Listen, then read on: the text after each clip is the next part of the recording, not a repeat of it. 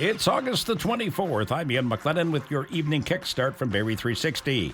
Prime Minister Mark Carney says Canada will go back to the negotiating table on a trade deal once the U.S. changes its attitude. Carney commenting in Quebec days after the Prime Minister suspended trade talks with the U.S., accusing America of trying to introduce last-minute measures that could have restricted Canada's ability to do deals with other countries and protect its culture. The breakdown in talks prompted the U.S. to impose 50% tariffs on about $28 billion worth of Canadian products. Carney says Canada will retaliate dollar for dollar starting September the 8th.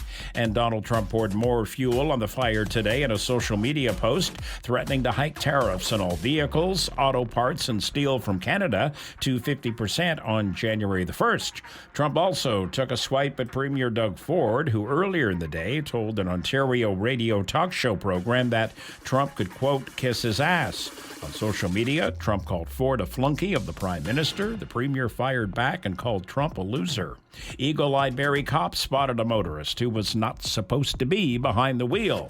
The car pulled over on Essa Road just north of Burton Avenue on Saturday afternoon. Cops say officers spotted a white powdery substance in the car, seized 2 prohibited knives and identity documents. They discovered the vehicle had been reported stolen earlier in the morning. 2 Barrie men in their 40s were written up on multiple charges, and one of the suspects got additional charges after police linked him to an alleged vehicle theft August 20th from a home on Quinlan Avenue. A second suspect is still being sought. OPP have renewed their appeal for information in the death of a 23-year-old man visiting from Newfoundland who was struck by a vehicle in New Tecumseh.